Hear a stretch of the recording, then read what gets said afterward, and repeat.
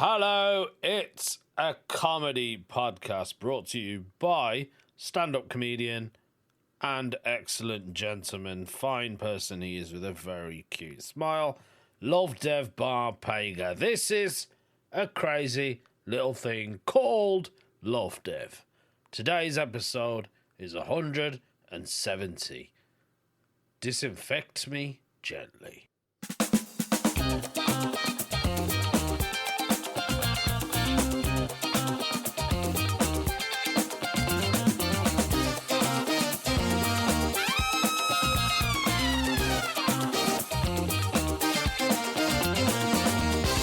Hello, people. How are we?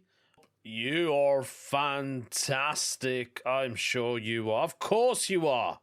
Why else would you be listening to this podcast? I don't know. Maybe I forced you to come over and listen to me ramble about random stuff. Not much has been going on in my life, to be honest. I've been doing a bit of gardening. Got rid of a little tree. There was a tree growing behind the back of my fence. So behind my fence, there is an alleyway. We do call it a gully in Birmingham, probably in the Black Country as well. And this tree was overgrowing. I had to chop it down, folks. I mean, it wasn't a proper tree. I say tree. It was a branch off another stump. So there was a tree there before, probably moons and moons ago. I don't remember it being there when I moved in. So somebody's obviously cut it down, but it started to grow again from the side of the stump. And there was a couple of branches on there and it was getting pretty high.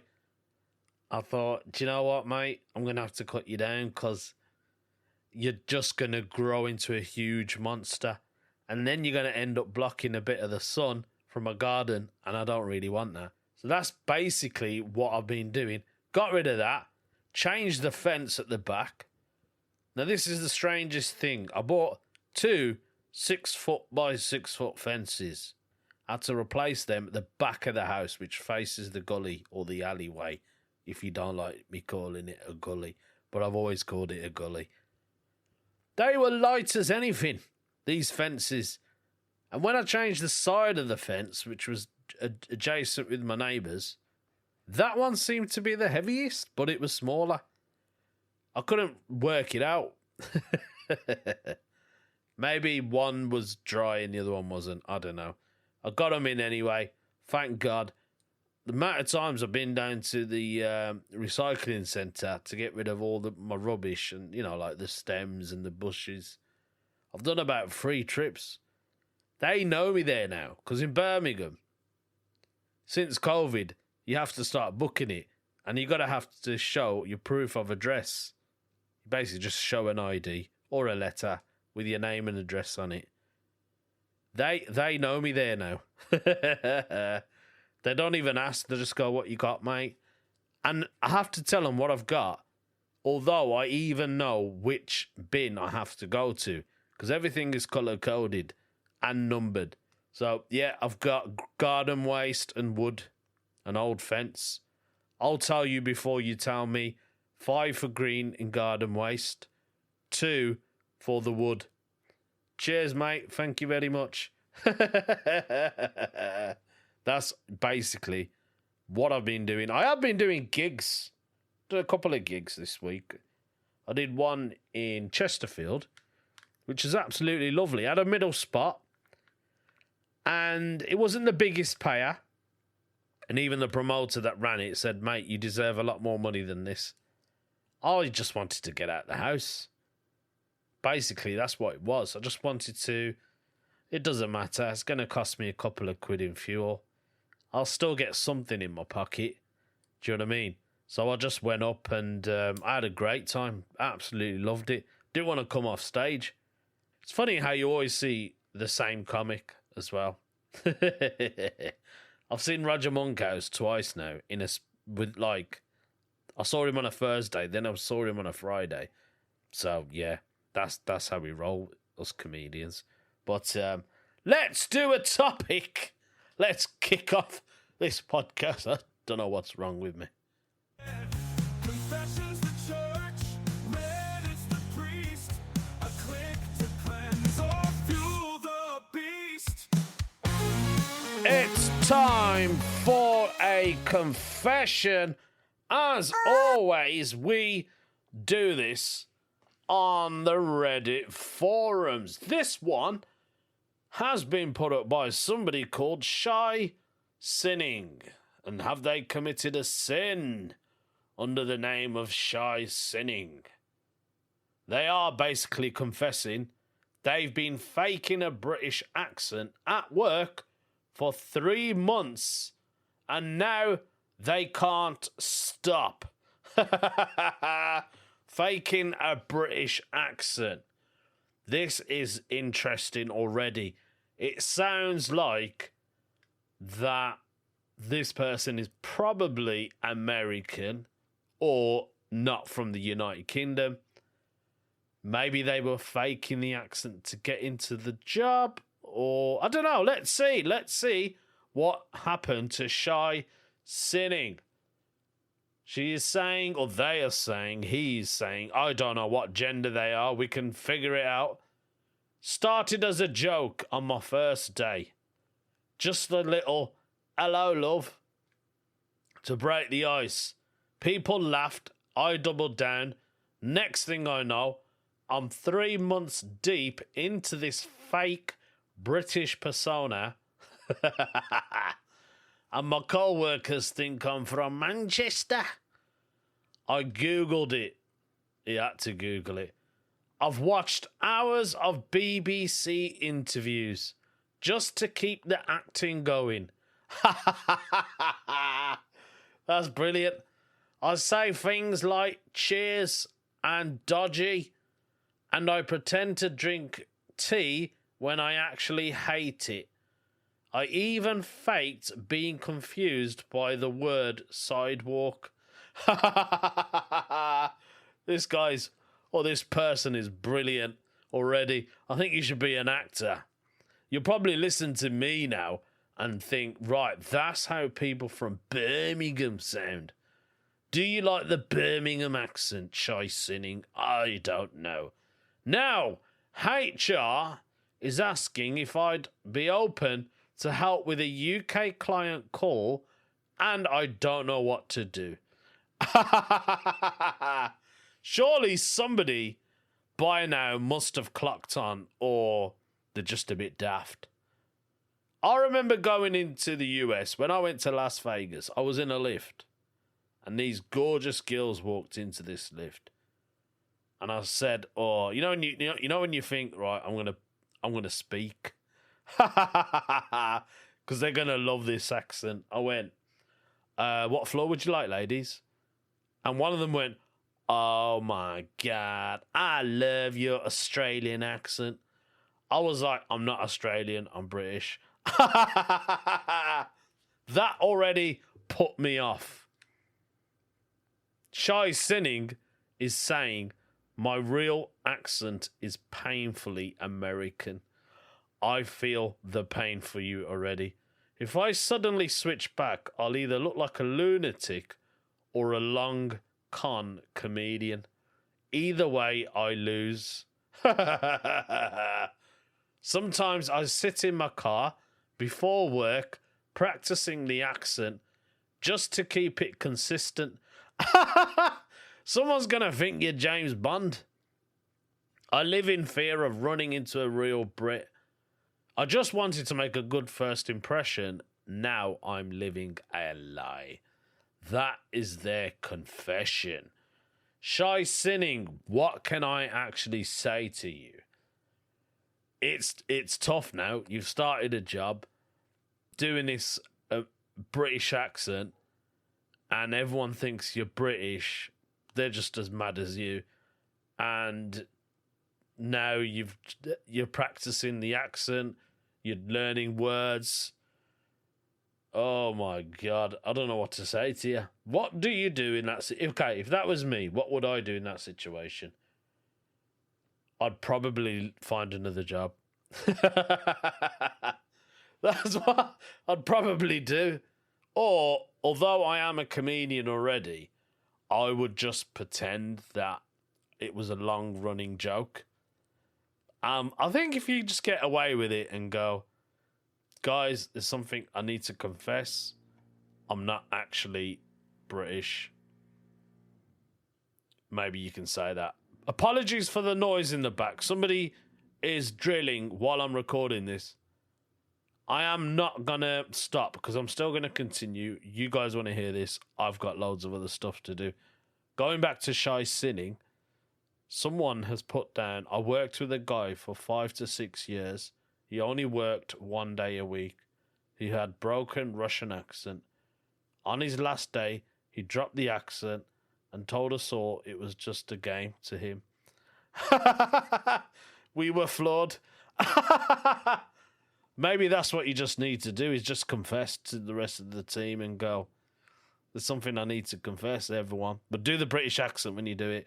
And then go, I'm American. And then go, yeah, cowboy. You know how you Americans, you know how you all act. Why don't you just do that? Possibly. Well, let me know. Let me know how you get on if you did hear this podcast, because you know I'm going to message you anyway, Shy Sinning. And, yeah, we'll figure it out somehow.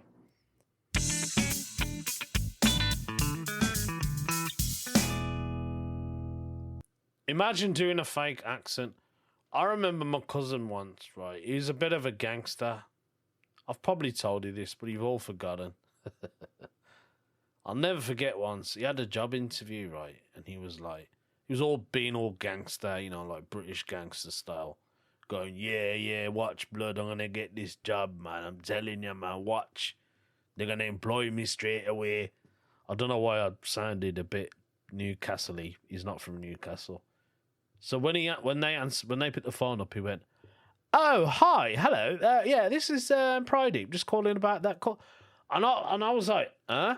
He's gone from, "Yeah, look at me, mate. Yeah, I'm a gangster. Yeah, I'm gonna go," to like, "Hello," and I was like, "Oh." That's what some people do. That's what we do in life, don't we?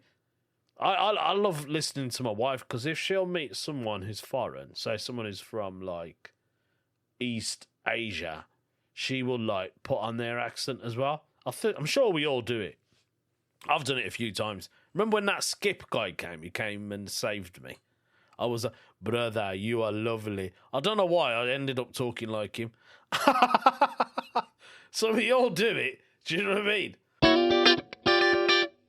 Do you know what's making me mad, right? Remember I told you I'd done the gardening? Yeah. I think I've been bitten everywhere on my body. Because I just keep itching it now. And I know they say you shouldn't itch it. It's got that bad, right? I was absolutely covered in stingers. I got stung everywhere on my body.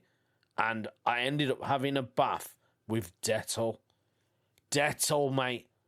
If you don't know what Dettol is, like an antiseptic. It's like it's this frigging lotion. It's not even a lotion, it's a liquid. It's got the Queen stamp on it, so I reckon the Queen used to bathe in this. And it kills anything. We've been using it for centuries, Dettol. It's, do you know what? I'm going to actually have to Google it. So I've asked my old trusty friend, chat LGBT. I said, what is Dettol? I'm probably saying it wrong. It's probably Dettol. I'm going to call it Dettol. Dettol is a brand of antiseptic and disinfectant product. It's used for cleaning and killing germs. So it was originally developed in the 1930s. That's why I said it was so long ago. 1930s. So when we hit 2030, is Dettol going to have a massive party? Because it'll officially be 100 years old then, won't it? I'm going to have to find out about that. So it's known for strong antibacterial properties. I don't know wherever you guys are in the world listening to this, except the UK. But I've got a lot of listeners from Russia, Germany, US, Colombia. You guys are everywhere. Do you have Dettol? Or do you have something very similar? We use it for like first aid, cleaning wounds, cuts and grazes. So it's supposed to stop the infection, which is why I had it, because I was covered in sting bites everywhere, all over my body. You can even use it like to bath your skin. You can use it to clean your toilet, your floors. You can use it as hand soap. It's like the British remedy for all remedies. That's what it is. I wonder if Dettol can get rid of spirits. Talking about spirits. Look, I'm trying to swiftly move on to my next topic. Yes, we are going to do paranormal. This is paranormal, where first-hand paranormal experiences are discussed. I should get rid of that, because it's just me waffling on. You can't even hear what I'm saying. Paranormal, where paranormal first-hand experiences are discussed. That's basically what it is. Have you had a paranormal experience? Somebody called Usual Competition has. I wonder if their unusual competition was better than anyone else's because they're in competition with the paranormal. Let's find out what has happened. They are saying, I don't really believe. They're not a believer. But something strange happened in my ex's attic. That is not a good start. Let's hope it did not involve you and your ex in the attic. Let's get down to business and find out what has actually happened. With the sound of a drill behind me. Usual Competition is saying, I don't really believe in the paranormal. Call me Doubting Thomas. Shout out to Doubting Thomas. I guess I mean I could be convinced, but I suppose that in this particular incident, I was dumb enough to try and entice whatever it was that my girlfriend was consistently hinting at and warning me about at the same time. Anyways, she claims something evil lived in her attic. We had a nickname for it, but I don't recall what it is now. This was in 2022. She was 18 at the time. Happy birthday to your ex-girlfriend. And I was 19. Happy birthday. Living in Minnesota. Me having just recently moved there from my childhood home in Texas. I was curious and excited about the big wide world. The paranormal always caught my attention, as if I were a spectator of a mere sports event. As in, it all seemed fun to me, and that's all it ever has been. Innocent fun. I chalked up the idea that we should go up there and check it out. She immediately strongly opposed the idea and demanded I promise simply not to talk about it, whatever it was, while I was inside the house, which was about 100 years old. Definitely creepy. Even when we talk about it outside of the house, she'd get uneasy, hence the nickname, Thomas. Anyways, one night we had some reason to go up there. I forgot what the reason was. Maybe some tie-dye equipment, since that's what we were getting into at the time. But point being, we just needed some supplies from the attic. So they just had to go to the attic for some unknown reason. Maybe this demon evil spirit was summoning you up. He was calling you up. She wanted to be super quick about it, to go up, find out what we're looking for, and come straight back down. That was it. I felt very enticed to see for myself if something actually lived up there. I was bored, existently speaking. I just wanted to have something unexplainable shake me to my core for the sport of it. When we were up there, I admit something felt off. Something felt very off. It was cluttered. Boxes everywhere. One of those opened up dolls, dust galore. but something felt sad, dark, angry, hurt. You could be a psychic. It's hard to fit the array of emotions in that attic into human emotions, as human emotions feel more categorized, and the emotion in the atmosphere felt much more fluid and abstract. You've got a way with words, I'll give you that. Usual competition. Once we were done, we were walking down the stairs from the attic. They were steep, like a 70-degree decline.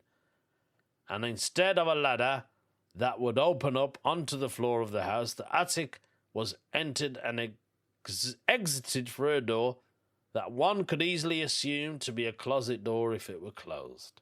You definitely have got away with words. I let her down first, and she was walking down the stairs. I got this huge rush of emotion to lunge at my girlfriend from behind and hurt her. Now, this was a very strange, intrusive thought. I'd never act on it, but the intensity of the emotion felt extremely abnormal and with vivid imagery. It was like something was already inside of me, trying to force me to act on it. You just got possessed. As we arrived at the doorway, I turned around to close the door, and we both looked at each other with wide eyes. Both of us at the same time heard it. Just feet away at the top of the stairs, which curved so we couldn't see it, something started running. No, sprinting, hard, loud, aggressive, down from the top of the stairs. What the I acted quick. I slammed the door as fast as I could. The sound of sprinting, getting louder, continued over the next second or two, up to just abruptly stopping at the other side of the door. There was nothing after that. We looked at each other with disbelief.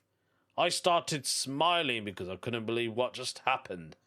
My mind began racing around all the logical possibilities, and almost immediately I wanted to ask if she maybe had a problem with raccoons or something around that size, but she looked genuinely distressed. I don't know why raccoons would chase a human down the stairs unless they were trying to get out. She wanted to leave, so we left to get food. In any case, from then on, I understand why she wanted me to always be sleeping over. Since she's moved out and lives undisturbed now. But from this experience, I've learned not to entice whatever it is could share this plane of existence with us. I like that story. I really, really like that story. I love the way you've... You are right. If you entice it, it will let you know not to take the Mickey Mouse out of it, basically. Mate, what you could do is, because you're not there anymore, if you can remember the address, maybe try and get some history about the place, find out who lived there before. I'm sure there must have been some kind of tragedy that's happened in that house. That's what it sounds like. Could be a demon. I don't know. Who am I? I'm not an expert. I'm just thinking. That was today's paranormal.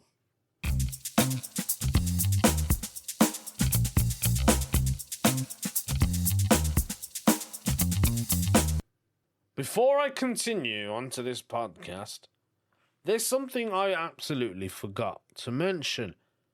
Those of you people out there who listen to this podcast or are comedy fans of me in general and fancy coming to see my show Half Soaked, I've totally forgot about this, but I am in Manchester doing my solo show.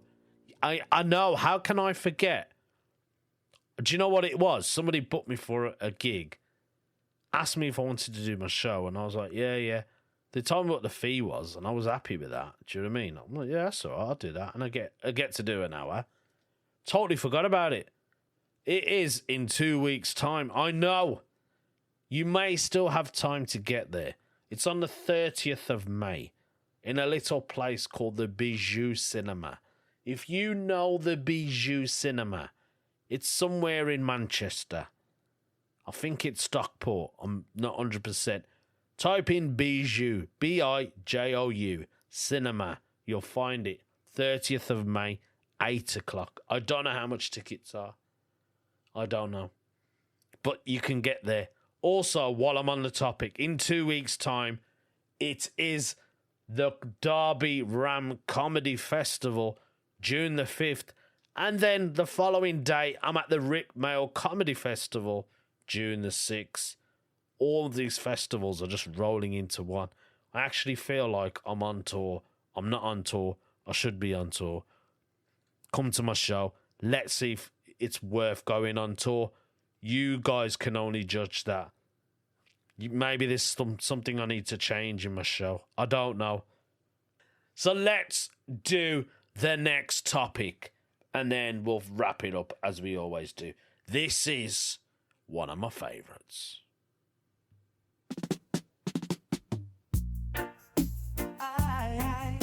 Conspiracy theories, what's real, what's fake? Conspiracy theories, what's real, what is fake? Let's find out, shall we? I like this title of this conspiracy. It has been put up by somebody called Slick Men's on the Conspiracy Theories forum on Reddit, as always. Slick Men's Conspiracy Theory. He is asking, why did every major ancient civilization build pyramids?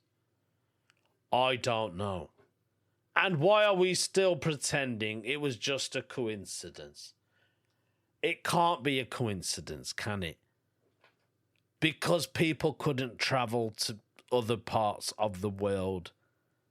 Like, we've got aeroplanes, do you know what I mean? Now we've got aeroplanes, we've got fast trains, we've got boats, we can get across. But those times, there wasn't. How did somebody in Mexico know that someone thousands of miles away in Egypt has built a very similar structure? I find that very bizarre. I know I watched a documentary, something about all these pyramids, wherever they are, whatever size and shape they are actually in line with each other. And there's some kind of power source in the earth. And the pyramids are like transporters. You know, like electricity poles. That's what they are. Maybe aliens come down and built all these pyramids all over the world and just started utilizing our facilities. Maybe I'm talking a load of rubbish. I don't know. Let's see what Slick Men's has to say. Egypt, Mesoamerica, Sudan, China, Indonesia, even Rome had built structures. Civilizations that supposedly never contacted each other on opposite sides of the planet. This is what I'm saying. All built the same shape. Yep. With insane mathematical precision. Yep. We watch the same program, haven't we? Astronomical alignments. I don't know if I said astronomical properly. Inexplainable scale. We've been taught it's just worked with the best stone. Really? The same sacred geometry over and over thousands of years. And now modern physics is circling back to energy resonance, frequency fields and scalar tech, all concepts embedded in ancient pyramid structures.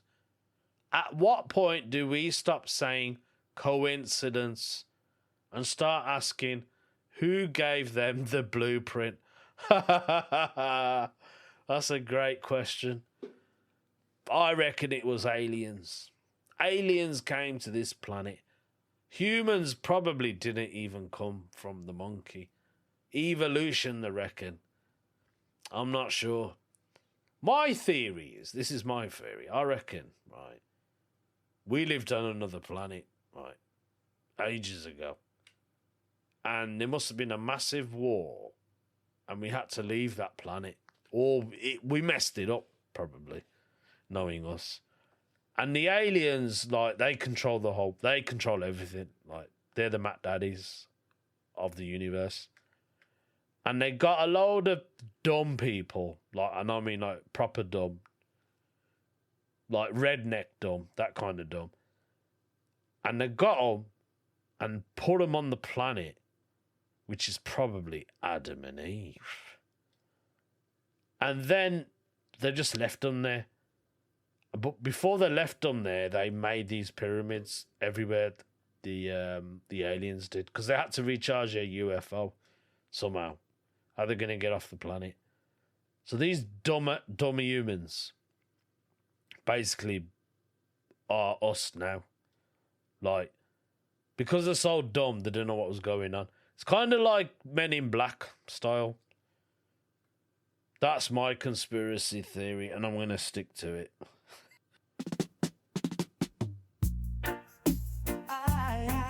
Conspiracy theories, what's real, what's fake? Conspiracy theories, what's real, what's fake?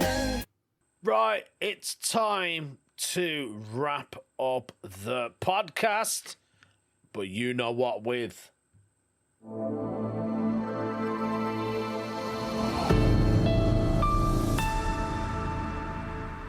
We don't end this podcast. We end it with a weird news story. This one is coming all the way from India. It's got nothing to do with India and Pakistan. It's an actual story. Funny story. Let's hope it is. I'm already feeling very excited for this. The title of the story is A Bizarre Moment. A bull steals a scooter and takes it for a ride. Excuse me? A bull takes a scooter and actually rides it? Like, what is going on? I'm not surprised. It's India. This is what happens. This is the bizarre moment. A brazen bull steals a motorbike in broad daylight, taking it for a spin.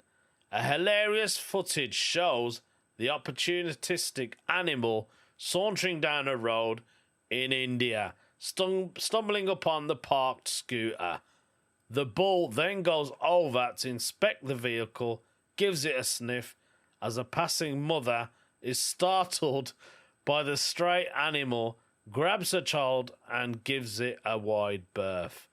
In apparent attempt to mount the scooter, the randy beast, so he was actually was he? He thought it was another cow, but it turned out to be a scooter. The randy beast put its front hooves on it, but its weight knocked away the kickstand. The bike is then suddenly propelled forward.